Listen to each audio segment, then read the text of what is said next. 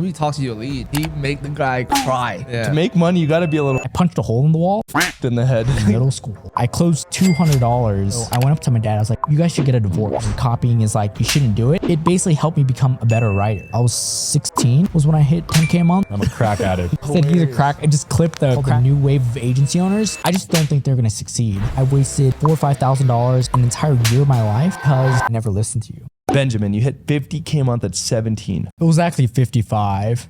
I have to add that extra 5K. All right, 55K a month. Yeah. And what niche? What?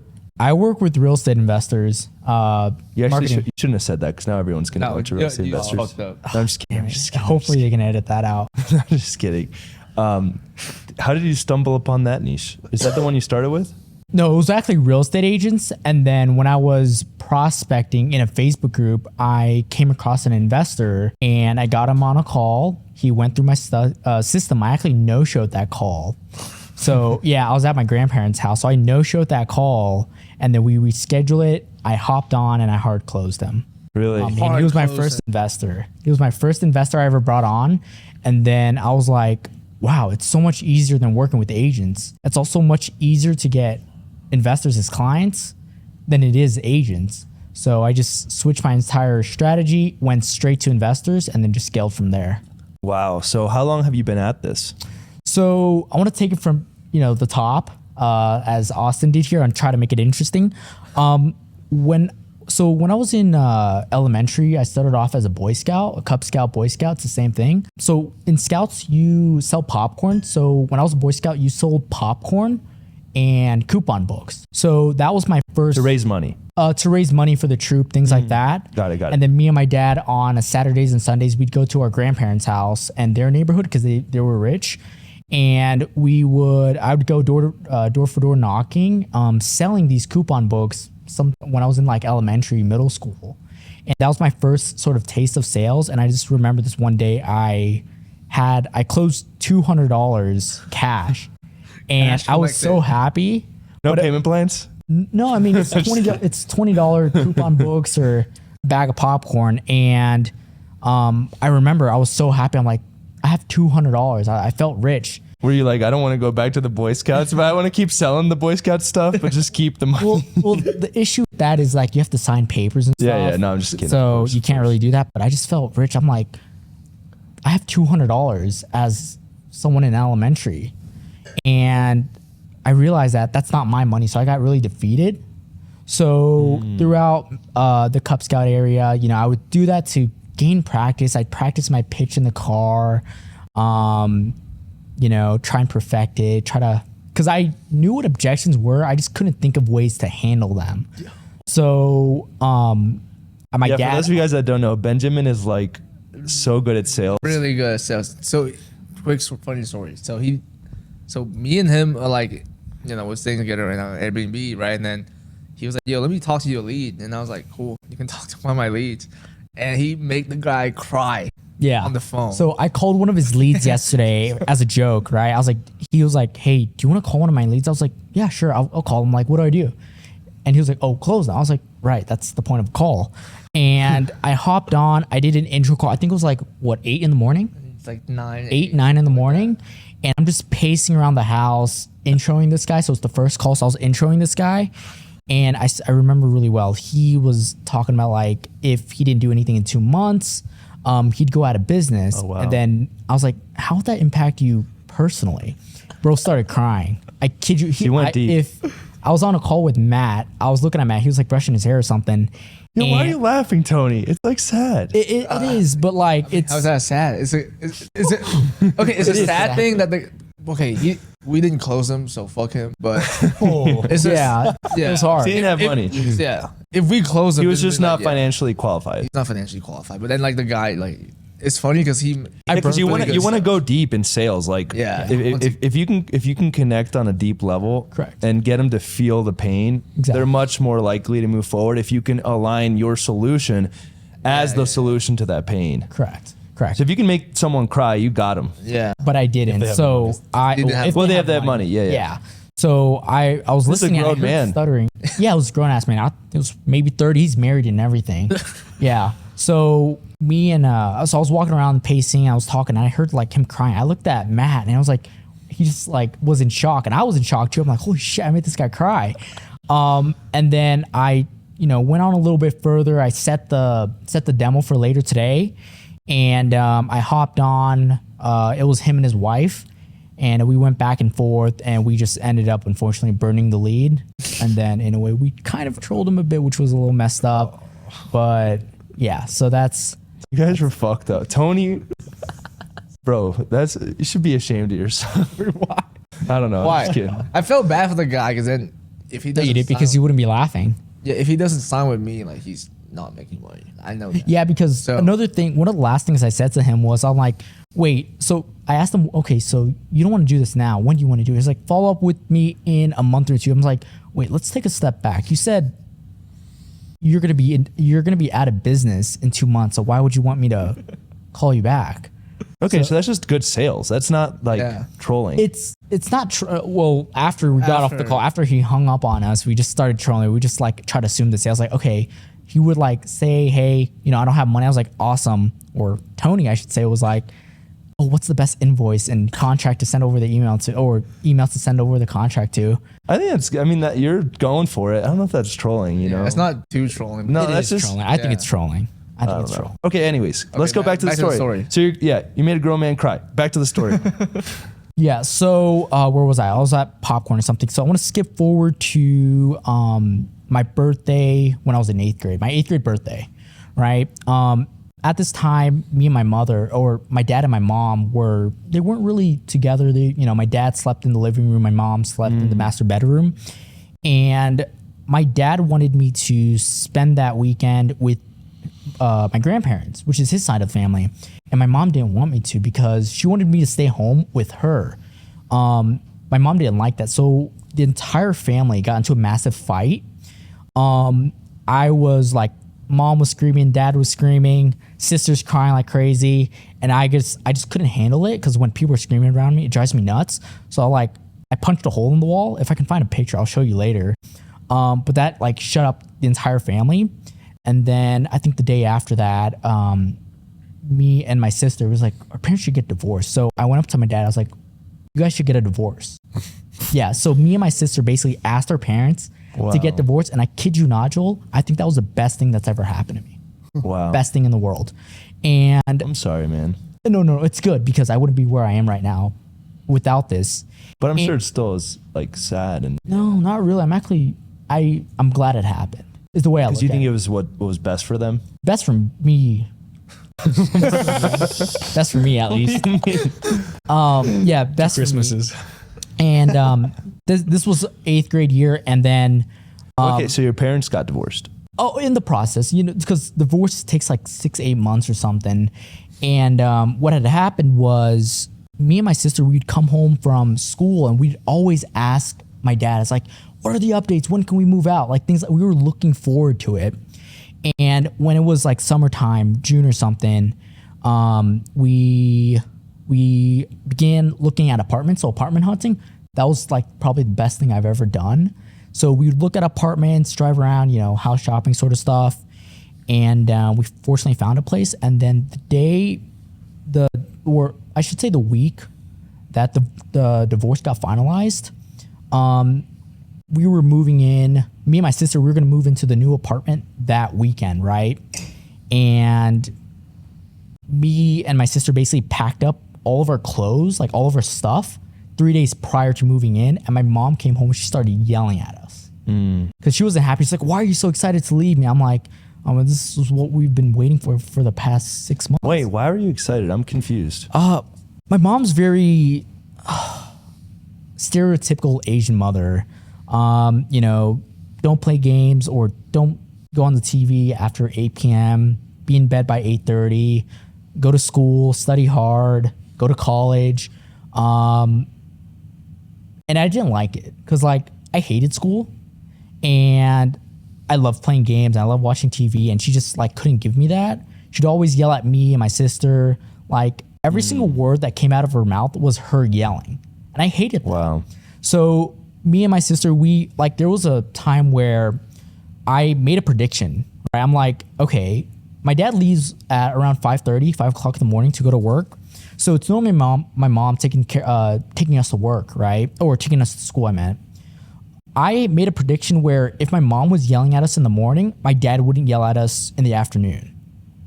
And Wow. if my mom was very nice, like, or in another case, not yelling in the morning, I got to worry about my dad. And it was right for about a week or 2 weeks. But after that, I just forgot about it. So I got so used to it to the point where I was like, I hope my mom yells at me in the morning, me and my sister. And then in the afternoon, my dad wouldn't yell at us. I was more scared of my dad than I was my mom. And then we eventually moved out. I transferred. Dude, I'm really sorry, man. That's really hard. No, it's amazing. No, I'm glad it happened because if it didn't happen, I wouldn't be able to. My mom still thinks I'm in high school right now. Really? I kid you not. My mom still thinks I'm in high school. You drop out?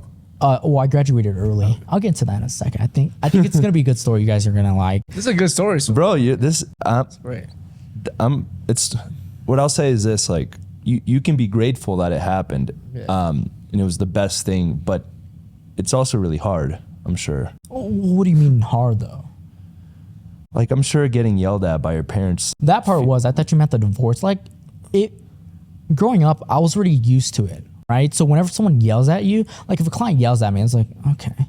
But if a client was to yell at someone else or like another agency owner or a team member, they'd go, they'd lose their shit, right? So for me, I just got used to it and I got in a way immune to it. So I didn't really worry about it much anymore. And then fasting forward a little bit, I transferred to a public school. We moved South Houston in a city called Pearland. And Pretty nice. it's a nice area. It's a developing area. And I transferred to a public school and I was like, they don't have uniforms. So I was shocked because my cousin goes there and I found out public schools didn't have uniforms. So I was like, holy shit, this is amazing. I also found out they didn't have field trips, but that's not the point. So going into He's like, fuck, I miss these field trips. yeah. So That's funny, bro. so going Were you like a big into- field trip guy? I love field trips. I would like wake up, I'd prepare. I'd wake up like half an hour early the day of the field This trip. guy's like, yo, public school is awesome, no uniforms. But wait, no I field still trips? remember. I'll still remember. Fuck. I was in biology. God damn it, class. charge back. Yeah, I was in biology class and freshman year, and we were. I don't know how the topic came up, but we were talking about field trips. So I asked a friend next to me. I was like, "Hey, it's the end of the year now. When's our field trip?" Right? He was like, "Dude, we don't have field trips. So what do you think this is? Elementary school?" I was like, "Wait, why are there no field trips?" So I was defeated. I was like, this is the only thing I look forward to in school. Yeah, and then, but for me, going from a charter school to a public Yo, school, Benjamin, you're a good guy. You know that? I appreciate that. It's cool getting to know you. Yeah. Wait until you. see it. We'll go on a field trip if you want today. We'll go to like Top Golf or something. Yeah, well, yeah. But for me, going from charter school to a public school was so like different. I'm like, charter school kids are like nerds, and like you're surrounded by kids that like do their work and are good and show up on time, like perfect students, right? And unfortunately, I didn't blend in because I was not a perfect student. I cheated a lot, and I wanted to get into this. I want to talk about this earlier, but in 8th grade, we wrote a lot of essays, and I was terrible at writing essays. I hated it, right? So I had a friend next to me. I still remember his name. His name was Noah, and I'd always cheat off of him for essays. Like I'd copy his hooks and I just like plagiarize literally. And I believe that watching how he wrote his hooks made me a better copywriter. How I ran my ads, of how I create ad copy for my ads. So when I realized that, I'm like, holy shit, copying this kid made me a better writer. I created better hooks. I'm a better essay writer because I copied someone who is already good at it. So a lot of people think like cheating is bad and copying is like, you shouldn't do it. It basically helped me become a better writer and become in a way a better marketer. Yeah. So anyways, going back to the high school thing, going to public school, like there were kids that were like doing drugs. Like I couldn't believe it. I'm like, there's kids are smoking in the restroom. There's fights. I loved fights. Like watching them? Oh no, I didn't get into them. I'm like, no one's gonna talk to me. Oh wait, Go for it. There's a UFC fight tonight. You should watch that. Oh, I've never watched UFC though. It's so fun. High school fights. High school fights is like when everyone's You would crowded love in. it. You would love it. I loved it. And Yo, Benjamin, you're an interesting guy. You know? yeah. So This guy loves feeling this guy. and fights. He goes, Imagine there's people fighting no at the field field, trip. no field trip. Yo, That would that's be like a dream come true for That's a dream Benjamin. come true. I Someone's have fighting at a field videos trip. of like kids fighting from my old school, and I watch it to get hyped up. Like here's a funny thing. So freshman year of high school, Yo, Benjamin. I was a go ahead. I was gonna, dude, I like talking to you, bro. You're a funny guy. You know that? You're funny. It's just I have experiences that not a lot of other teenagers, I'd say, got to experience. And a funny thing with the fights is I record, like I can show you some of them later. And I used to watch Guy's them. got a collection. You know how like people favorite videos on like Yeah, TikTok or Instagram? Yeah, He's got like his favorite fights from high school. Yeah, and what I did right before like Wait, why? soccer games, Why do you like this? it's fun. It's like it just feels like it's like going to. I've never been to a concert, but I'm assuming it's like going to like a concert or something. Like everybody's excited, their energy's flowing, and I remember freshman year of high school, there was this. There's like a common theme here. Yeah. To make money, you got to be a little fucked in the head. a little bit, just a little bit. Like you cannot be a normal kid. Yeah. Probably. So I remember there's this one time I was sitting at lunch and I'm facing the hallways. So the hallway's right in front of me. And I see a whole swarm of people just running by, and I thought a celebrity came or something. So I'm like, you know, screw my lunch. I put on my backpack and I sprint. I sprint up all the stairs, and I look down and I recorded a fight. I'll show you later. And what I do with these fights is I would watch them as like my, you know how like athletes and stuff, like they listen to music and they listen to like motivational quotes. Like I amp them up. Yeah. I watch fights. That's really. And then you don't watch UFC? No, I don't watch UFC Why? because you gotta like pay for it or something. Benjamin. Bro, okay. So let's get. I don't even know where. Yeah, Tony, so- take it from here.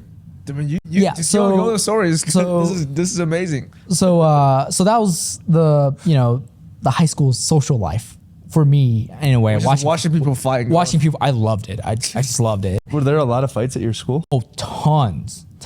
What? The second school I transferred to, in high school, there were fights every week.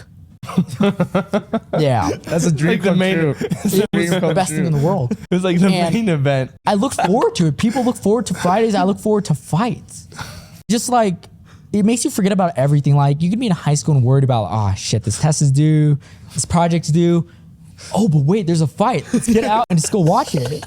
So That's true. yeah, like You don't participate. oh no, Do you ever bet? I don't know. That'll make it even. That'd be just so so you know, fun, if you yeah. get off on fights, that's your thing. If you put some money down, you'll really go off. Yeah, on you- fights. Someone should start like a betting ring or something, like a high school. I mean, you fight can bet ring. on fights. You can bet on UFC fights. Watch UFC tonight. But high You need school to. fights are better. Definitely illegal. Definitely are like Maybe Yeah, let's not do that. Let's not do that. Let's yeah, not so do is that. cheating, but like so is having a homework cartel, isn't it? Who knows? But yeah, So it's so buying so much chlorine. chlorine. Oh my goodness. It's like no, it's like No, you get I looked it up. There's like a legal amount of chlorine you could carry in your vehicle.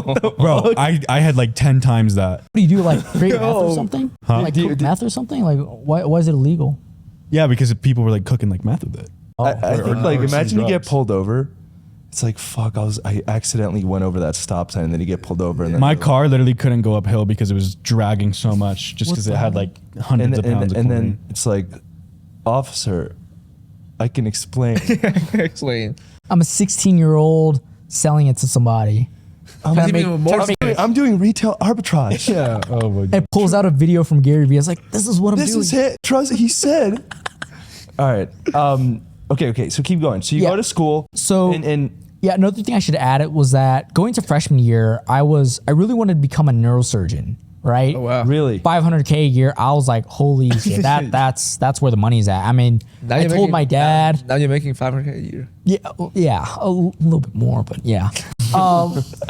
Anyways, where was I? Oh, neurosurgeon. So going to high school, freshman year, I took the pathway of becoming, and going into the medical field. And then first semester into freshman year, I'm like, yeah, this is not it for me. It's just not like these In kids. high school? Yeah, freshman year of high school, first fuck? semester. I'm like, holy shit, medicine! Like this is so much work, and this is high school. I don't even want to think. What'd you do, like biology? No, yeah, it was all classes. It was just too much work for me, Just like, and I it's just, like, It's like, fuck let's take a this step shit. back. So you wanted to, your dream was to be a neurosurgeon, but then you were like, I can't do classes. yeah, it's like you got to be becoming a neurosurgeon. You should have hired Austin. Yeah, sure. Hi, Austin. Yeah, probably should have. And it just, I realized I was doing my homework one day. It was really late, and I was supposed to be doing my homework, but I was watching YouTube, right? Because my dad's, he's not home. What's he gonna do, right? He's not gonna yell at me because he's not home.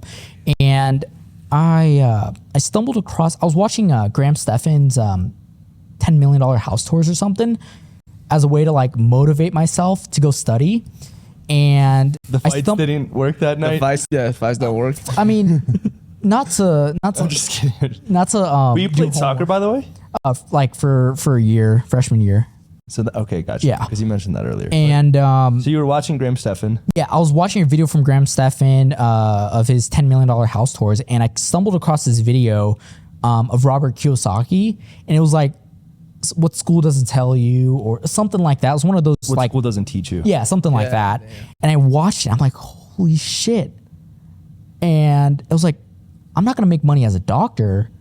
I'm going to make money as an entrepreneur in real estate. And that just, Investor. yeah, A business investor. owner. Correct.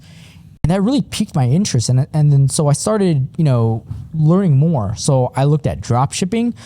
There was this one Sunday, I was like, Did you look at chlorine arbitrage? no, I did not, unfortunately. That's really smart. I did like one, I sold like one thing on Mercari, a few things on like eBay. Like I was a big Rubik's Mercari? Cube. Macari. Like, Mercari, it's like like a you ever heard of resell. like Etsy? Yeah, it's it's like a something. reselling. It's like Mercari.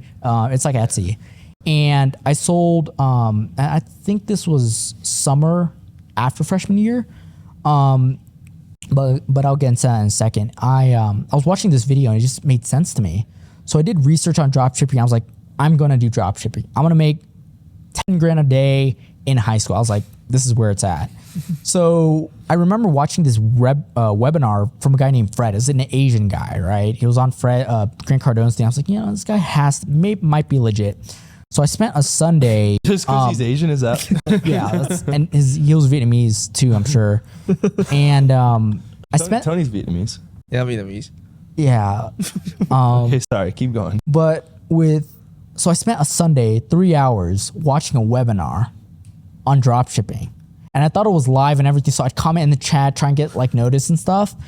And 3 hours go by and I get pitched a $10,000 program or something. I'm like, wait.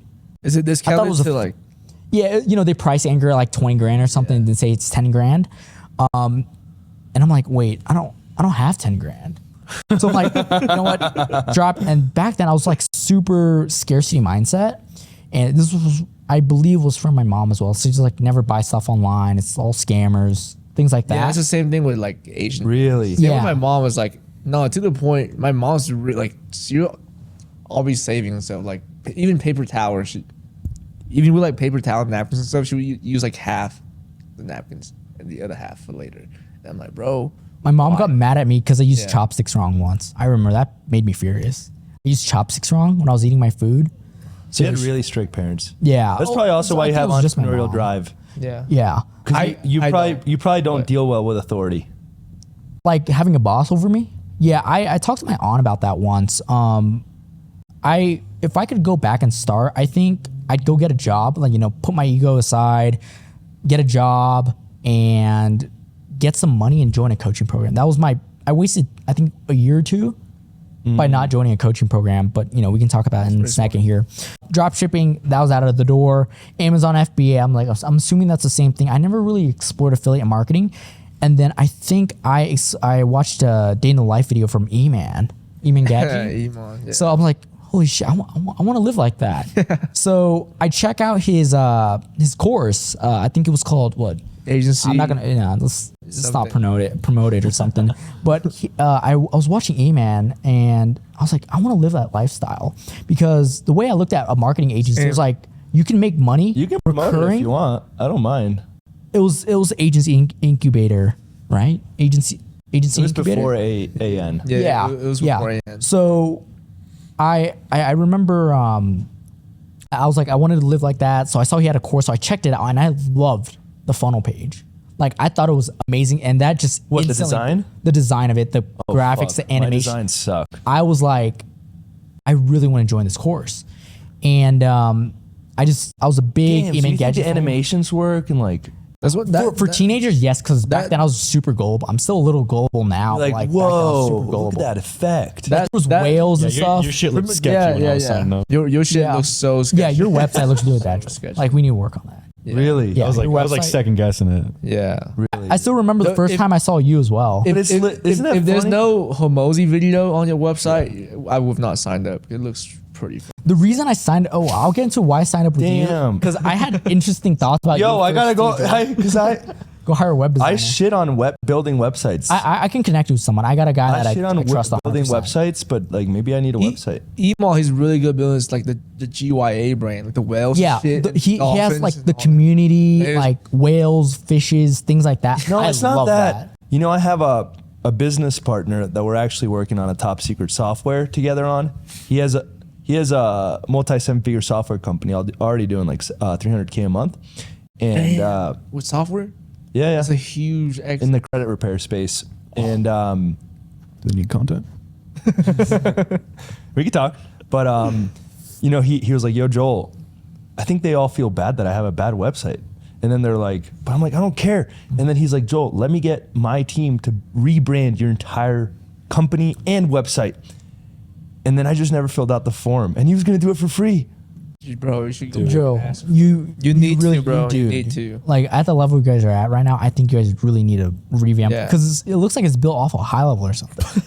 That shit was on ClickFunnels. It literally you looks go. like a ClickFunnels copy and You paste. still can see the ClickFunnels. We're logo still on making, the and we're link. still making money and helping people.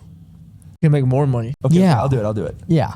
Now that I know that the website means I want to buy, You almost lost For- two for people. teenagers- Me, for me and teenagers? Austin. Yeah. Yeah. So I looked at E-Man stuff and I was like, Wait, one more thing. And also, teenagers ask their parents. So if the parents see the Yeah. shitty website, Yeah. they Because, won't like, look sign at up. people that sign up Yeah. right now. They're all like teenagers. There's They're like not- fucking They don't 10. have 10 grand, 15 grand, 30 grand. They're asking their parents for it. So if Damn, the parents so- don't fuck with the website, what if they show them this podcast and then you guys are like, yeah, you got to cheat your way through school. Maybe Worst case, show them, best like, a case store or scenario, something. you save hours. Worst case, get expelled. Yes, probably. They're gonna be like, and go sell chlorine after. Start selling stuff on eBay. tell your teachers if I put a gumball machine in your classroom, we'll donate 10% of the proceeds to your favorite charity. Anyways, Yeah, and going back to the agency or my so you found E-Man Gadget. Yeah, and I remember I was thinking about it, I was like, wait, with this agency I can make recurring money so consistently and help people. I'm like, this is genius, right? My exact thought. Yeah, so I was like, holy shit, this is genius. And I every do time people stumble upon SMMA, they're like, oh my God. It's the best business. You know, model. Sergio, my business partner, he's like behind the scenes, and we run another company that's brick and mortar together, and it actually did $1 million in the last 6 months since we launched. So it's Damn, crushing. nice. Yeah, but he runs that. I run Agency Lab. But what's really interesting is he actually scaled his agency to like multiple 7 figures in the roofing niche, local lead gen. And he told me that when he first found SMMA, he thought he was the creator. He was like, I went to he was going door to door to businesses and like selling like social roofing media. businesses. When he started, he was he's from New York, and he would literally go down a road of like a lot of businesses where Yeah. and he would just go door to door and sell social media, and he thought he was the creator. And then when he found out about Ty Lopez SMMA, he's like, what? I thought I made SMMA. Anyways, But yeah, so that was a so total I unnecessary side note. But I went back and so I committed to like I want to run an agency But at first, I was watching a few videos about like running ads and stuff. And I think this was like 2019-ish, 2018, 2019. And I saw the ads manager for the first time. I'm like, I don't want to do that. So I got away from it for a second. I'm like, you know, let's put the agency to the side. And I was watching a TikTok. It was about like getting businesses to pay you for Google My Business like verification or something. So I did a few cold calls and I tried that out, and I just couldn't make it work. And I thought about doing SEO at first. So I did research on SEO, and I'm like, that's not going to work. So maybe ads might be the way. So I go and join a few Facebook groups, and I reach out to people. And this one gentleman. Had you bought Iman's course at this I point? did not. I got access to it. Some white guy. I mean, some guy gave me some guy gave me a Google Drive access to it. Yeah. So yeah. So Benjamin, you're funny, bro. so I got he had to say white guy. it's spilled out on accident. But I basically I joined a Facebook group. I met a guy named Abul. He's from the United Kingdom. He's from England, London. Abdul or Abul? Abul, Abul. That's kind of Yeah. a dope name, actually. Yeah. Very cool So I remember messaging him in his Facebook group. It was a Facebook group, and I was told that, and I still believe it. I'm sure he has built and scaled a Google Ads agency to multiple six figures, or even seven. I'm not sure. And I remember commenting, and he showed me a while back when I hit 50K, because I told him I keep him updates. We still talk sometimes, and I asked him, "Hey, I'm 14 or 15 at the time. Will you mentor me?" Right? So we get on a few calls, and I also said for free. So I know now that I look back, I was like, yeah, he probably looked at me as like one of those other kids, and he taught me a bit about sales, about cold calling.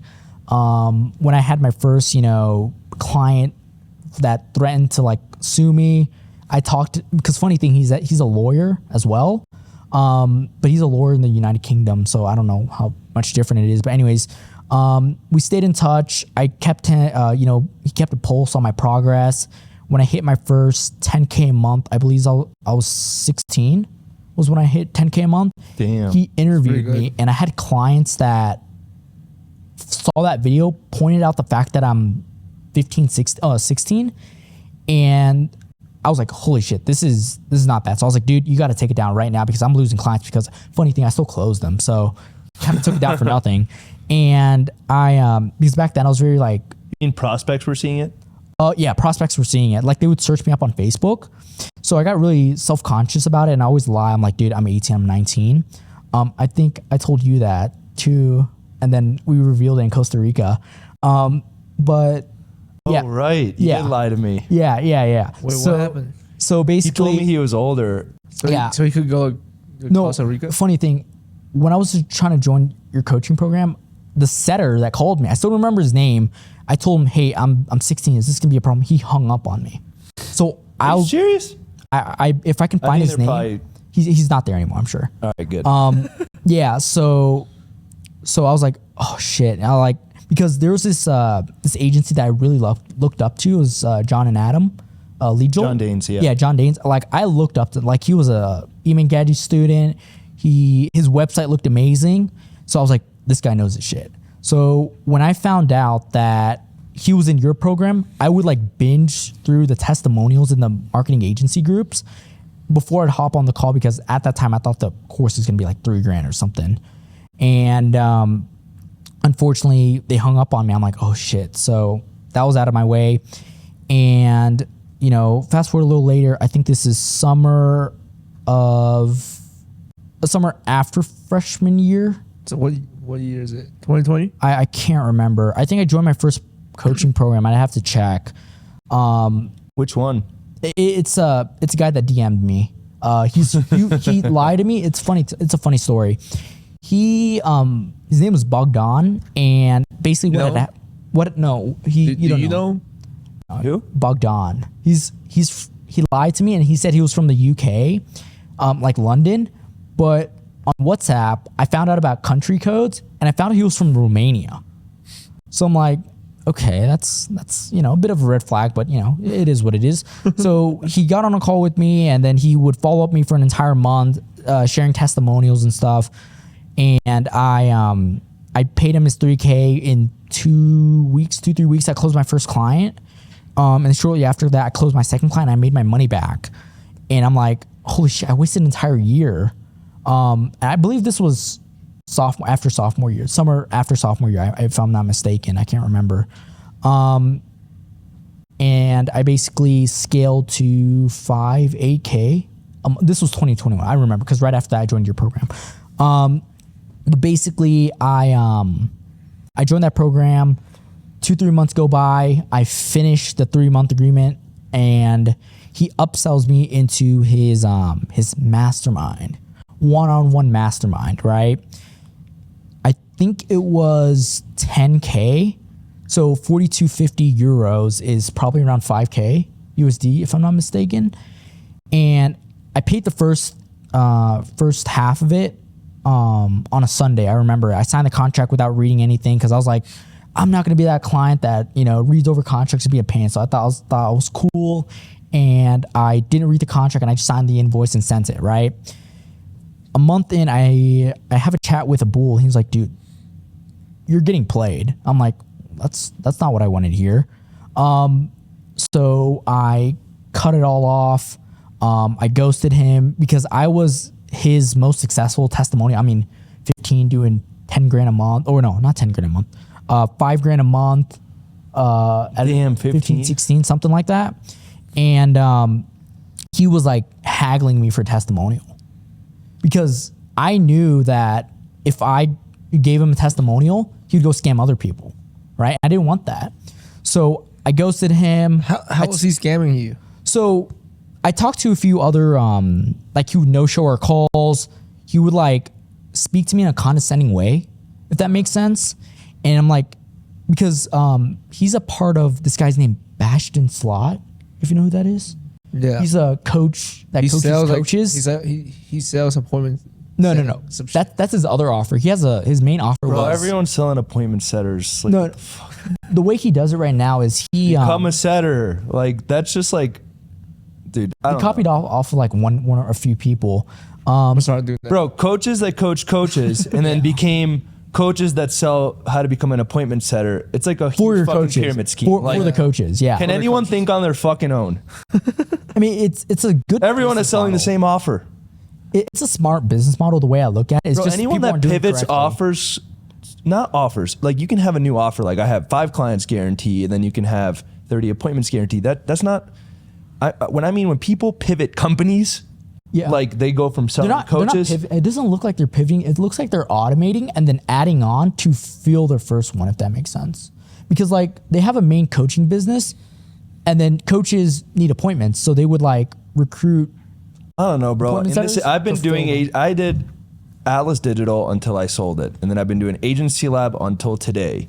Yeah. Even when there was a massive exodus of agency owners during the crypto wave. Everyone's like, why the hell would I start an SMMA when I could flip a picture of a monkey and make 10K a month? Yeah. And it makes sense. Why would you start one of the, like a really hard business model? A real It's simple. business. Yeah. A Why real would you start a real business where you could just make some money, like dropping money into Anchor Protocol, which went down, and then it's like, you just watch it passively make money. You're like, why would I start a real business? Makes sense.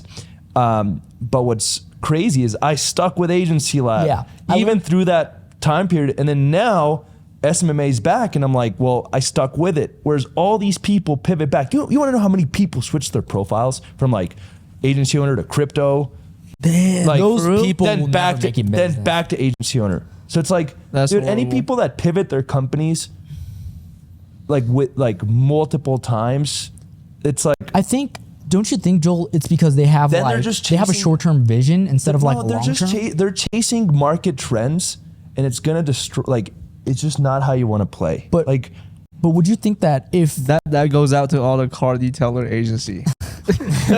Joel, I got a question for you. But don't you think that if and we'll go back to your story. I didn't mean to get a sidetracked, but But don't you think if a agency owner or any business owner had a longer term vision and focus on that instead of a short term wins thing would succeed more? you got to always protect the base and have a long-term vision. But if a crazy opportunity arises and you want to strike while the iron's hot, like you also You should. might as well go all in. But the problem is when they're striking while their iron's hot every 6 months, it's like, dude, you look like you're scrambling. There are agency owners switching every like a week. Yeah, so not even 6 months, I guess, a week. It's like, so I think you want to have a long-term vision. You want to protect the base. That's my philosophy. But then, Yeah. for example, I started investing quite a bit of money into the software company, and it might be a complete bust, and it might be a huge win because it's high risk, high reward. Correct. Is that me striking while the iron's hot? Yeah, but I'm only doing one play of that. I'm only doing that with one thing. Yeah. I'm not starting, you know? I think there was And it's not like I'm going back and forth, back and forth. Yeah. Anytime you see people like on their Instagram profile change what their business does like multiple times within like I know they're year a period. joke. I think they're a joke. Yeah. Or no, maybe they are making money, but they're chasing Short-term wins. They're chasing the money, and it's Exactly. like, yeah. No long term vision. Yeah. Or maybe they're chasing the money and actually making it, but the problem is you can't build the best product if you're always changing. Correct. How can you be the best appointment setter placement or training company if you switch in 6 months? Yeah. There's Makes just, sense. anyways. I think if you stay in the game, I heard a quote by a guy named one of my mentors. His name is Brandon Spears, who's actually I met in the program, and Everyone is for everyone's agency lab OG. yeah. So I met Brandon when he was like, Brandon's an amazing guy. Also, Yeah. shout out to Brandon. Yeah, if you guys absolutely. need, if you guys need an you got to be doing at least like 20K a month. 20, but- 30K months. But if you need an agency to run your agency ads, he's like really, really good at it. 100%. And but he joined my program when he was at like 5K a month. Now he's doing over 100K a multiple month, 6 figures a month, yeah, which is 100%, wild. Yeah, Crazy. yeah. So He's really smart. he made a, But he's also like from the South. So he's like, he keeps things kind of dumb and simple, you know? That's what works. It's a good thing though. Yeah, it's like, Yeah. just run the ads, yeah. So just spend more. I think I learned a quote from Brandon where he said like if you stay in the game long enough, it just makes it impossible for you to lose. Well, something like that. So I just really took that to Pretty sure heart. Hormozy always says the same thing. Like most businesses, let's say agency coaching, 5 years from now, like They're not gonna no be here. one. Yeah, so you just win by default. That's like Most this agency point. owners nowadays that I look at them, I'm like, you can talk to them for like 5 minutes or something, and you know they're not going to succeed in the business. You ask them. You thought I was not going to succeed. No, when it first I wouldn't say that. It's just When Yo, it you first guys should talked. fight. But don't get too excited. we didn't start. We didn't fight. I remember when I first met Tony. He reached. Did you reach out? I reached out to you. Yeah. So how did you find me? Someone told me about you like making a lot of money, and I was like, this Oh. guy's making a lot of money. He's Asian. Let's learn from him. Yeah, and So- I found out he lived in the same city, and Yeah. I hop on a call with him. We were on there for what 2 hours, and I was just Yeah, like it's a long call. dropping like sales stuff, and I think we showed you a Everything. few I showed him everything behind. I showed my Really? project man. I gave him everything, right? Because I knew like but then okay, all that what is stuff he- was like I didn't even understand. And Exactly. Set appointments. Exactly. Yeah, I it was just a try to setup. make it look cool so he like I get like authority and like respect in a way. So I showed him like all the behind the scenes, and my He's thought like, was Tony, like, you better listen to me. yeah, my thought was like, oh, you know, he's a new agency owner. He's not gonna copy. it I or don't know, anything. but you said that agency owners, as soon as you meet them, they won't make it. The thing is, like, you have to keep this in mind. SMMA is like, for a lot of people, it's their first business. Yeah. So like, they might not make it within SMMA, but it might be the first step to them making it on their second or Entrepreneurship third But variation. Like, here's- Austin started by selling chlorine. Chlorine. No, he started. No, Homework. let's- I started, Homework yeah, cards. Bro, Homework before then, I don't even know. To third grade, you were selling comic books. Yeah. It's like, is it that it failed? Does that mean that he's gonna fail? No, it's like, so for As a lot long of as you people, keep going. you have to, Yeah. as a As long as coach, you keep going. I say this all the time. Most coaches in the world, especially like agency online coaches, they're playing checkers while I'm playing motherfucking chess because I see moves ahead. I'm looking at the person and will they succeed? Not right now, but 1 year, 2 year, 3 years, even 5 years from now. You know what I'm saying? Yeah. But let me ask you this. Do you Joel. think everyone in this room will succeed like 10 years from now? Everyone in this Absolutely. room. Yeah. Or they wouldn't be in this room. That's good. That's a good point. That's a good point. They're not going to be here. But let me ask you. But it might not look. I'll say this. It might not look exactly how you thought it was going to look. Yeah. Yeah. That's a good point. I did not think I was going to make money selling to chiropractors. Like growing up in high school, I wasn't like, one day I'm going to help Same with chiropractors. the car detailer. I don't even know that was a thing until like when they started. I was like, oh shit, I could. Yeah. I wanted to be a chiropractor freshman year of high school. So like, yeah. Are you serious? I love cracking, dude. I'm a crack addict. Yo, Austin, you're Said hilarious. he's a crack. Just clip the crack addict part. Yeah, I'm a crack addict. This guy's like, you know how chiropractors want to become chiropractors to help people? He's like, no, I just like the cracking sound. So you have been Joel's client no matter what. You Literally, yeah. agency owner or chiro. We were just meant to cross paths, you know? Yeah. All right. But I want to ask you this, Joel. You said something about like marketing agencies being the first business, but this is my thought on it. In an agency, you have like, the way I look at it, there's like three sort of pillars, right? You got your marketing or client acquisition, you got your fulfillment, which is client service, product, things like that, and you got your operations, which ties everything together. So don't you think that if you could scale an agency well and succeed in it, you can build almost most businesses out there? I think if someone can learn the skills to succeed in SMMA, they have all the foundational skills to do That's whatever exactly they what I want. thought. Yeah, that's what I. But That's not just, that's that's how I like thought. any business, because every business operates like that. Yeah. But I will say that there's some personalities that work better in other businesses, and they might not realize that until they actually commit to SMMA.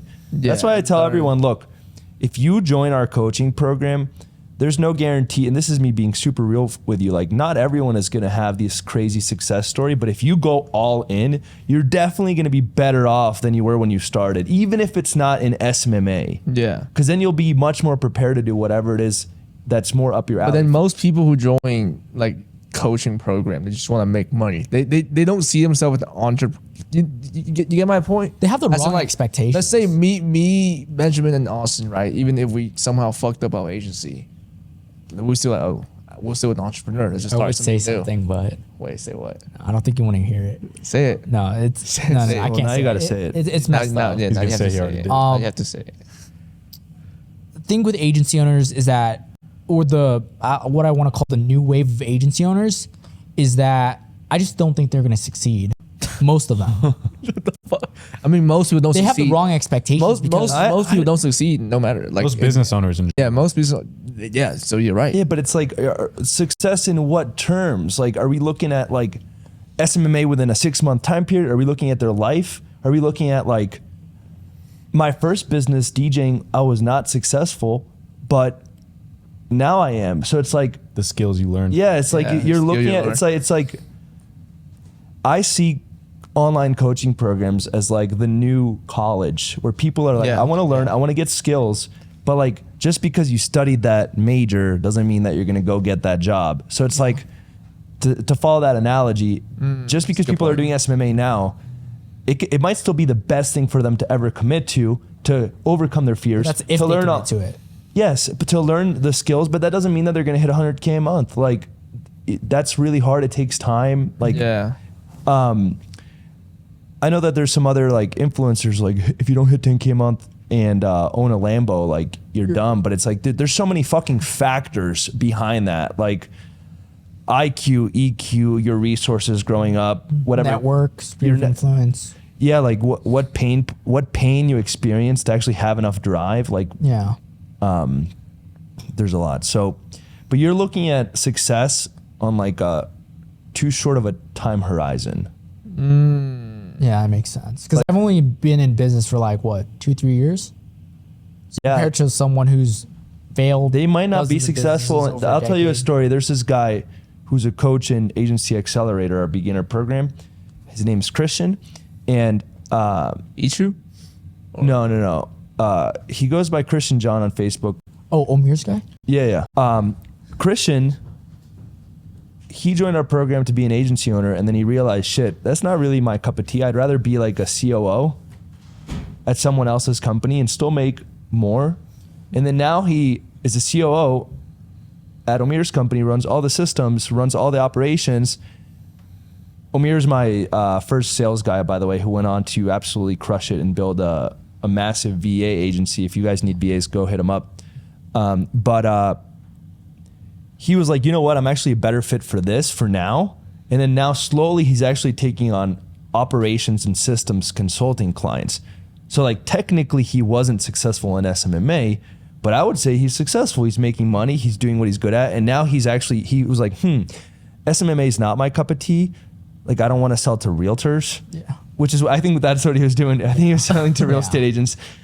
He was like, you know what? I'm going to be an ops guy.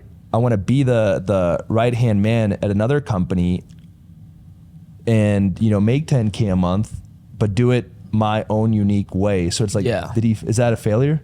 No, I wouldn't know. Yeah. I think he found his path. Exactly. I'm pretty sure. So everyone that's doing SMMA now, that's probably like if you're a teenager watching this or even early 20s and you're like, I'm doing SMMA, this might be the thing that blows you up, or it might be the first step to finding the thing that blows you up, whatever that path is for you. Maybe a lesson of what not to do, and then they can. No, yeah, I mean, else. I think the hardest thing is finding what you want to do. The doing part is pretty easy. Like if you find out what you want to do, I think the doing is pretty fucking the easy. doing part is actually harder. No, Finding what you want. Finding what you want is so hard. That's what I tell people all the time. The hardest part is not getting what you want. It's knowing what you want. Because a lot of the times you think you know what you want, but you don't actually know what you want. Why do you think people get stuck picking a niche? Because they don't know what they want. Yeah, that makes sense. But the easiest way for let's say if a newer agency owner is watching this, I found my niche because I was actually passionate in it. Yeah. I chose real estate investors because after I scale and I can delegate myself from this agency, I eventually will want to become a real estate investor. So this is going back to what Austin said, where it was like vertical alignment. I forgot what your example was. Record label. Yeah, record label. Yeah. So you got your agency, you're gonna go to record label. But for me, it's like I want to run an agency servicing real estate investors because I want to become a real estate investor. Because now I have networks, I have connections. So let's go into that. So you joined Agency Lab. When? Let's finish the story. I think I joined in August. I remember I'm a funny thing because right before I joined, I saw a podcast. The first time I found about you, Joel, Check out my website. No, it's pretty nice. I don't think it was weird. I was a big testimonials person, and I still am. You're a big fights person and field trip. This guy, his big three: field trips, fights, testimonials. Yeah. That's how I sort of get myself into programs and stuff. Fight? No, not fights. But I remember I saw you were on a podcast or something on an interview with Billy Wilson. Yeah, Billy. I saw that it said $300K a month agency. And I'm like, yeah, that's shit. This guy's a joke, right? And then after that, I saw John Danes, and I'm like, okay, this guy might be legit then. Might be legit. But yeah, so I literally have coached everyone. Yeah. Like name a person I probably coached in the agency space. I probably coached him. Yeah. That's crazy. Yeah. Probably online marketing in general, but so I joined Agency Lab. I think it was around 7K. I was struggling to break that 10K a month mark. And then I think I can't remember. I think it was almost 2 to 3 months. I hit 10, 15K, something like that.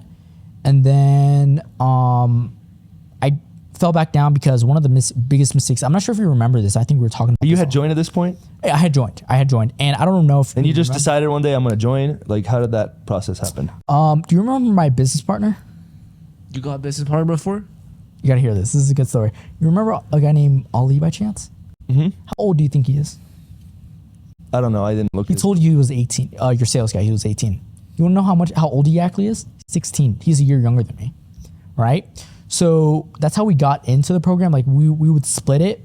By the way, anyone watching this, now you can get in to the program if you're under 18. We found a way to make it happen. Before we didn't know, but now you're able to do it. So for anyone watching this in their teens, you're good to go. Yeah. And Tony is 12. He's not even a teenager. Like So I'm just joking. So I joined the program. Actually, the youngest member right now we have is 15. really? Is it like Connor? He's selling to HVAC companies. It's crazy. Is it the Irish guy? He's like Irish. No. Oh, he's like UK or something. No. No. Connor, he's crushing it, bro. I see the wins all the time. In the It's like in the group. Murphy's last name. Bro, so he closed like a $595 client, and some guy was like, "Yo, that's not a lot." I'm like, "Bro, he's 15." Yeah. My first client I ever closed for was $300. $300. I still have the email in Dude, in Cash App. I say all the time, when you're starting out, you got to make it easier for people to say yes to you. Like My first you know, client- when we scaled in Atlas Dental, like the dental division, we could not get momentum. We could not get momentum. We could not get momentum. And then when we started telling these dentists, was like, hey, why don't you pay us $500 month one? Then it goes up to $2K a month two. And then we started getting a ton of clients. And then now you have like 20 clients paying you $500 a month. That's $10K a month. And then on See, top, 10 of them convert into very more than 10. well, what we would do actually is if they wanted to opt out, we'd say, why don't you stay at 500? Oh, that's really smart. And then we would just like, but then what happens is, referencing your Bass Pro Shops story, people want to buy what other people want to buy. Let me say that again. People want to buy what other people want to buy. So if everyone sees people buying from your agency, guess what? They want to buy from your agency. makes sense. So my philosophy was like, let me get at least the first 20 clients in, and then it's way easier to sell the 21st client, the 22nd client, because they're like, oh, there's so many people already buying. So I joined Agency Lab. The biggest thing for me, I think I was the youngest one at that time. I'm not sure. This was 2021, end of Q3, going Q3, Q4-ish. It was Q3. I think I was the youngest one in there. There were, looking around, there was like 30, 40-year-olds. And I was always, inspired. Like, these people, they have so much wisdom, right? They're just like, I positioned myself as I was 18. So they thought that, to them, I was young, right? So they would always spill this knowledge, and that, I believe, was like when everything changed for me. So I would go home. Oh, by the way, this was when I was still in school, right? I'm still a sophomore, junior, somewhere there. And I was still in the program. I'd come home from school. I'd instantly hop on, which you have performance calls, which starts around 4 o'clock Central. So I'd hop on 5 p.m. Central. back then. Before you joined, it was 4 p.m. Yeah. I'd hop on those, and I just like, that was my way of keeping accountable. And I literally noticed a funny thing. It was like, whenever I hopped on the calls, I just had a better chance of closing clients, not because of something I learned, but because I was motivated by people around me who were closing It's the clients. environment. Yeah, and it's not that something I learned. It's just like, If you hang around with a bunch of power lifters, you're going to go to the gym and get strong. If you hang around with a bunch of lazy people that smoke weed all day and eat shitty food, what are you going to do? Do the same shit. It's really hard I think it's possible to break out, but then it's really hard. It's hard to stay broken out if you're surrounded. Yeah. Joel, I might close a client after this. I might upsell a client, 5,500. Well, like, he just You should do it texted live me. right now. What is it? Is he just texting? It's an upsell. So he already paid me a PIF for the first part. PIF He is a paid in full. For yeah, anyone paid in watching. full. So it was a 6,500 paid in full for 3 months. I really hope he doesn't watch it, because this guy is actually on Love is Blind. Really? He has 600,000 followers. Funny thing, he tried to get a management fee from me for free. I'll show you the text later and everything. Don't put this in the. I'll show you this I'll show you this later. It's closing clients. But yeah, so Anyways, bro, that was you guys are like on some other next level shit. All of a sudden, he's like, yeah, my client's the guy on Love is Blind.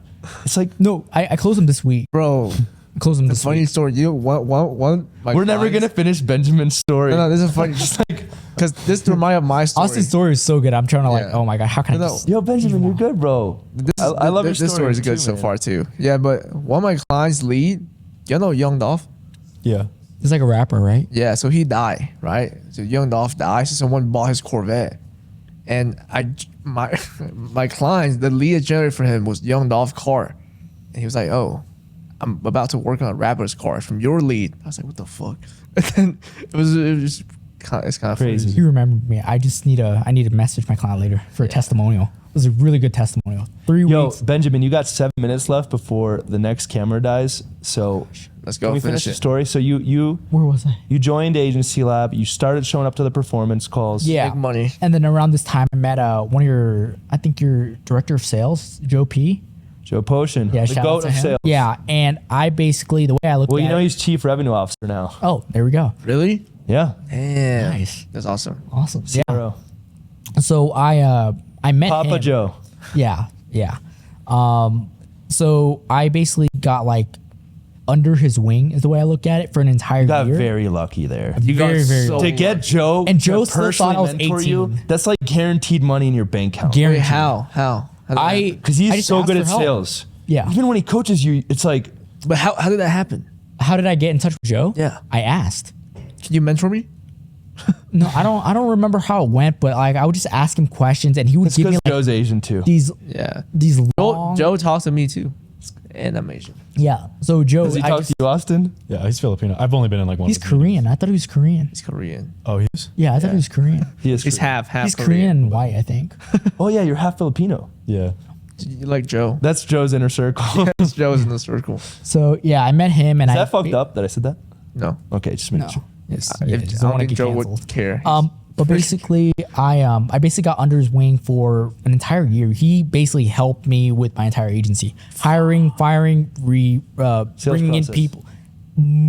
I was the only one doing the sales, so he was training me. So I got like pretty good at sales. I like to That's think. probably why you're pretty good. Yeah. Yeah. So I think that's one of the best parts about Agency Lab is you get access to Joe to help you with your sales. exactly. Bro, And it- one of the, if 100%. you look at like the people that have crushed it in Agency Lab, like night and day difference, they all got good at sales. Maybe they were bad, but they got good. I was really bad And when I having first Joe started. in your corner, or even if you're not getting one-on-one, like even in the program, you know that Joe on our coaching calls now, we have a call where he will call your leads. Yeah, it's That is crazy. And you can That's watch crazy. him call your leads live. Yeah. That is crazy. And it's like you just watch him work. Yeah. And this guy literally has closed multiple six-figure packages from a cold call. It's crazy. I couldn't believe it. Like the stories that he would tell me, like me and Joe, it's crazy. But like me and him, we used to sit on calls for like 8 hours straight, just messenger calls, like 8 hour long messenger calls. So if it was like, if he would call me at like 8 p.m., I didn't think I was not going to bed until like 3, 4 in the morning. Not going to happen. Guaranteed. Right. So I got a lot of like guidance and I understood. He basically fixed the way I look at it was like he fixed me as a person more than just sales. That's because he got me from like like crazy scarcity mindset to very abundant. He taught me how to think correctly, how to make better decisions. So it's like I tell my team this is like because my team knows Joe as well. It's like whenever I'm faced with the decision, I'm always like, what would Joe do? I kid you not, right? So whenever I'm like getting flashy, That's cool. shiny objects and like looking at another coaching program, because Joe knows like you throw testimonials at my face and I'll hand you my credit card, right? Joe knows. I always think I was like, okay, what would Joe think about that? He just if you, like if you throw in a fight too, it's like guaranteed. Guaranteed. yeah. So it's like he has this like thought when it comes to like And a field pessimistic- trip? Oh my God, bro. This guy is signing a 3-year contract. Yeah, 3-year contract. So I basically got a lot of mindset help. He basically, like I said, fixed me as a person. So I believe that really helped. That was probably the most valuable thing about Agency Lab Yeah, for me. that was- And as It's well a as, community. It's the people that you meet. yeah, like everyone That's the thinks most it's about valuable part. course Everyone and stuff. thinks it's not the fucking course. Yeah, the course. Joe, not the I've course. watched like I do one think part the of your coaching course. calls are really powerful to get people clarity, but it's also who you meet. Yeah. The network. Yeah. So, So fast forward because you got like 3 minutes left, 2 minutes left. oh wow. So how did we get to 50K, 55K? Basically, Joe invited someone. His name was Donovan Daniels. He's actually here in Denver. Funny enough, and he basically helped me with my fulfillment. So Also, Matt. He joined Agency- basically. also from Agency Lab. Yeah. He basically fixed my business. Tell me a name. They've been in Agency Lab. Yeah. So Donovan basically got me from like one client, and then he got me to. So this is when like shit hit the fan. This was after Costa Rica, right? Costa Rica was your mastermind that I went to, and I got back from Costa Rica, and then shit just went downhill, right? So I can't remember here. Things hit the fan. Donovan came in, fixed things up, started ads, and that took me to 30K, and then things slowed down again, and then I piffed my way up to 55K, we're working on our retention. And one of the biggest things I want to talk about retention here in a second was, I'm not sure if you remember, Joel, but when I was newer in Agency Lab, one of the biggest issues that I always complained about was fulfillment. Do you remember that? I'd always complain that I was like, if I solve my fulfillment, I will, if I solve my fulfillment, I will eventually scale. And That's a lot of people think like, yeah. So even Tuesday, I like cash yourself. yeah. Like, So it's really weird. I told you that, and then you called me out on a call. Me and Marcus called me out for calling his name wrong too. Marcus, we always talk about it sometimes on performance calls, and I was like, that's the biggest regret that I've made, because I wasted $4,000 or $5,000 an entire year of my life because I put my ego and I never listened to you. So What did he tell you? so he told me it's not a it's not a fulfillment issue, it's a sales issue. Because I only had like 5 clients at the time, and one of them were doing okay. So I was like, oh yeah, my fulfillment's garbage. So I tried to solve it, but I couldn't scale past like 15K a month. So when a year later, I'm like, you know what? Joel might know something, so let's give this a try. Let's focus more on this. This guy paid me. Just Like, might know something. You might know something. He's just a little bit, right? So I went all in on sales. So what did I tell you on the call? I mean, I remember, but why don't you? You said you don't have a fulfillment issue, you have a sales issue, set and close appointments. So Because you know what I saw, again, everyone's playing checkers, I'm playing chess. What I see is that right now with 5 clients, you don't even have enough data to see whether or not your system works. Because especially in a niche like real estate investors, especially in niches where business owners suck, and especially when the fulfillment relies on the business owner being good, like if you're creating content for them, as long as they can film the video and follow the script and do what you tell them to do, they get the result. But like when it comes to like calling leads, if they suck at sales, is it them sucking or is it your fulfillment sucking? And what I've learned is that the way that you solve that problem is by creating a community for your clients, by creating coaching for your clients. Just like you guys said, the network is what was valuable. didn't you like make the hybrid agency thing popular or something? Yeah. I hired Dr. Jen and Dr. Brian to coach all of my clients, and then we eventually brought in a 7. Who taught you that, like the hybrid model, or you just kind of like figured it out yourself? No, me and Dr. Jen and Dr. Brian were like our strategic These are your partners. clients? Yeah, and then we just started coaching our clients. I'm in the process of doing that right now. And But you know what's crazy? You can't do that with 5 clients. So it's like, I always say, you need more clients to be able to get better clients results. Correct. In fulfillment models where the success depends on them as much as it depends on you. So with something like content, the success depends on you, I think on the agency more, less on the business owner. Correct me if I'm wrong, Austin. It's like, yeah, like if the content doesn't do good, they're not going to want to stay. But like, it's more, how do you set them up? Is it more you have to be good as a content agency for the content to be good, or do they also have to be really good on camera? Like, how much does it depend on them?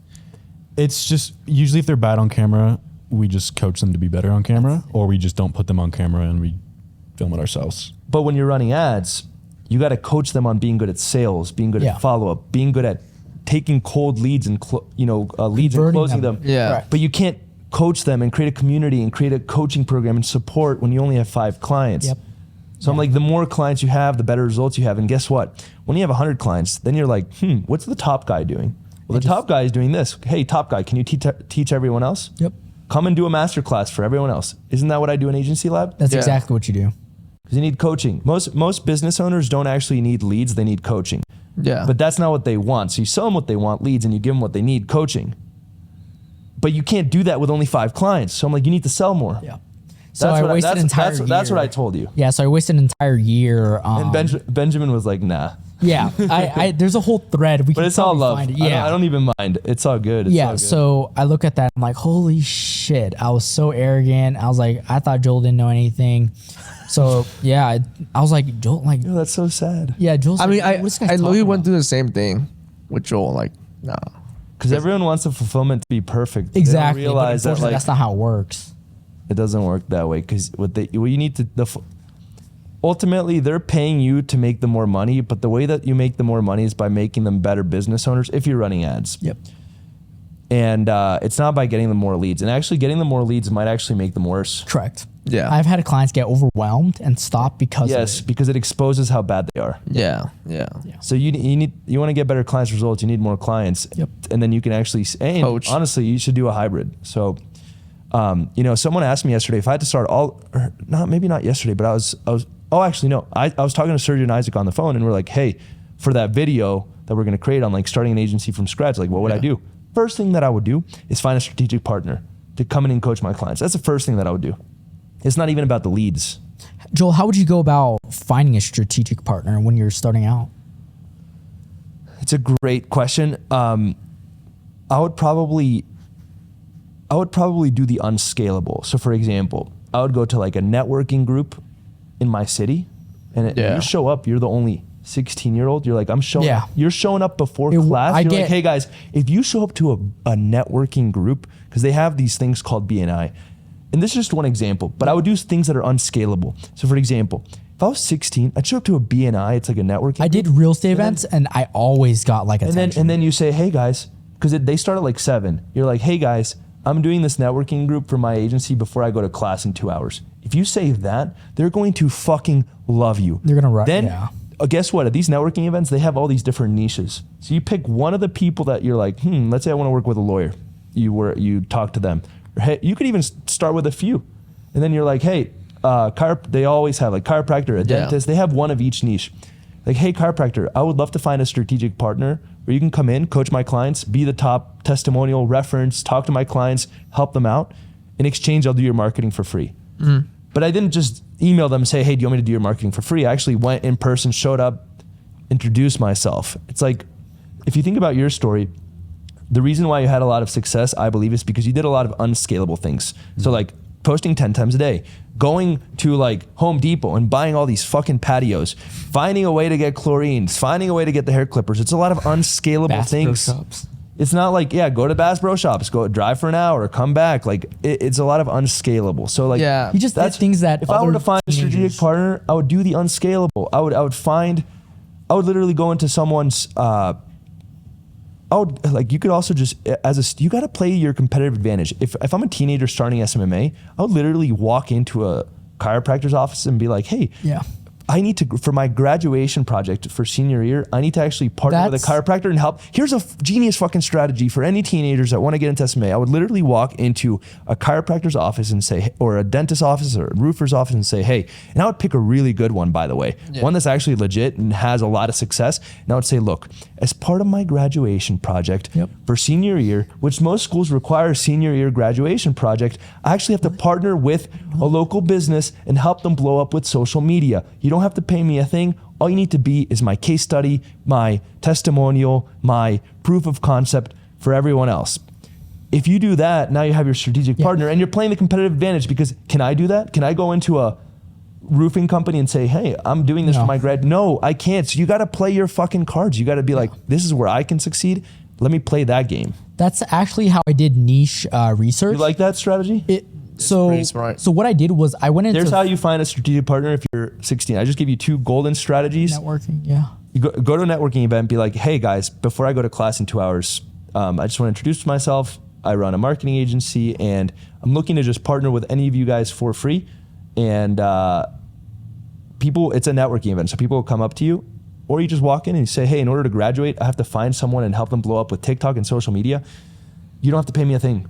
I just want to prove that we can do this, and that's part of my graduation project. Another thing that I did when I was still in school was niche research, and this is before I picked investors or real estate.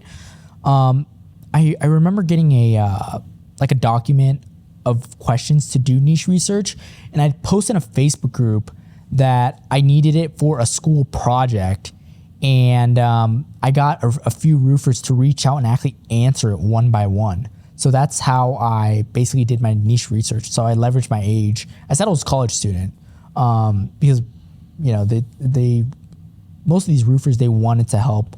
They want to help because it's the moral frame. Remember the teachers thing? Like when you come in and say, hey, help me, now they feel like like they're guiding you. They're wanting to support you. It's not like they don't feel like they're getting pitched. But deep down, you're creating a strategic partner. And then once you help them blow up, you're going to be like, listen, why don't you come in as a strategic partner and coach all my clients? Smart. So, all right, Benjamin. So you joined Agency Lab. Mm-hmm. Your agency went downhill because you ignored my advice. That's okay. Don't Yep. worry about it. I learned the hard way. That's okay. And then you like, what made that shift to be like, okay, let's focus on setting appointments?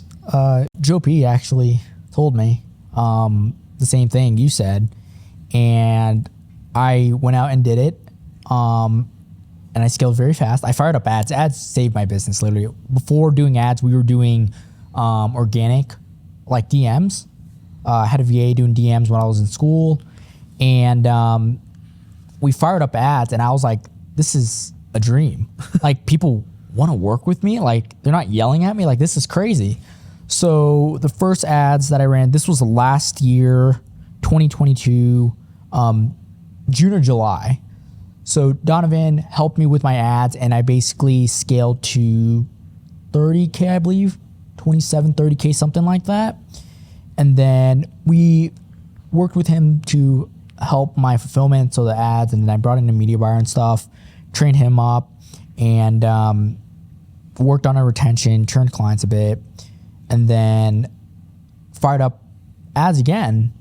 I just scaled like crazy doing that. And then from there, What's the next goal? What's next for you? And then let's wrap up. yeah, so next I want to basically step out of the agency in a way. I still want to have the agency. I just want to step out of the sort of day-to-day operations and guess what? start Listen to this a real advice estate maybe business. if you want, Okay. or you can ignore it. But in order to remove yourself, you need to create more space for other Correct. people. How do you Yeah. create more space for other people to show up and be there? You say that one more time? How do you create more space for more team members to be a part of your operation so you can step away? Streamline your operations, I'd say. Scale up. What do Need you- more margin.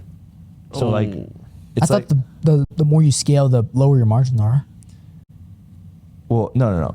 The more you scale, the more money you have to essentially invest Outsource. into people. Gotcha, And okay. then that'll lower your margins, but you're removed, you know? Gotcha. Yeah, I'm slowly trying to. But if you step want to out be of it now. automated, you actually need to be at like, if you want to make the same amount of money you're making at 50K a month, automated, you have to get to like 150K a month. Yeah. Does that make sense? Yeah. So like 3 times as much. That's horrible. Yeah, that's what I've talked to a few agency owners doing like $250,000 a month, and they said by a couple, I meant one. Yeah, Thank you for clarifying. Yeah, I wanted to clarify. We were going to fact check you afterwards and we were about to expose you. So. Yeah, and I remember I was talking to them, and they said they were profiting around 20K a month at 250 grand, and I was like, wait, I'm profiting that at 50K a month, so why would I want to scale to 250? They probably collect ad spend too. I'm not sure. I don't know. them At personally. I know them- 300K, we were profiting like 100.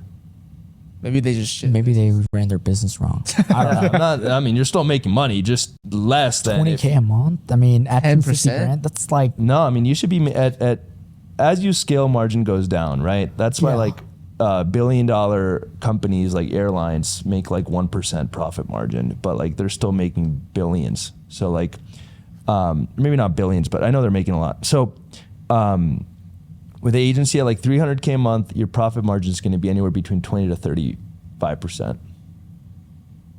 But then you're fully removed. Like I was not doing anything in the day to day. I wasn't doing onboarding calls, sales calls. I was still working on the agency, but it was more like creative things, like coming up with new offers, coming up with new angles And for our ads. weren't you preparing to sell at this point too? Because I know you said you sold Atlas. No, I wanted to keep growing it, but my business partner got lazy and didn't want to keep growing it, and that's why we started having major issues. And you guys, Because I was Like, hey, so- working really hard every day, and he wasn't. yeah, I had some interesting thoughts about partnerships. I would never do one again. It's just, So you want to scale up? yeah, I want to scale up. I want to step out, and I eventually want to start a real estate business, which is basically vertical alignment to my agency. Because with my agency right now, I go on a lot of podcasts, and I meet a lot of people in the real estate investing space. So I have the network there. So if I want to start a real estate company, it's like I already have the people. So, and then real estate's a big, field of its own, and we'll see where that goes. Awesome. That's awesome. Tony, final words to wrap it up? No, it's a crazy podcast. I'm just listening to y'all's story. I didn't even know you. I had, think we like, should do part 1, part 2. Honestly, maybe like 2 videos. Yeah, one Austin story, one your story, because This story is so good. Oh my That'd be god. better for SEO. both stories is amazing. Yeah, you guys you crushed got it. a really good story too. I don't know why you like tweaking, but yeah, Yeah, you're a funny guy, Benjamin. I yeah. appreciate it. I really enjoy. So let's go talking watch to you. UFC tonight for bro. Yeah, let's go watch UFC and let's put like $500 down. Yeah. If I close this guy, I will. I'll do it. Yeah, 500. Yeah.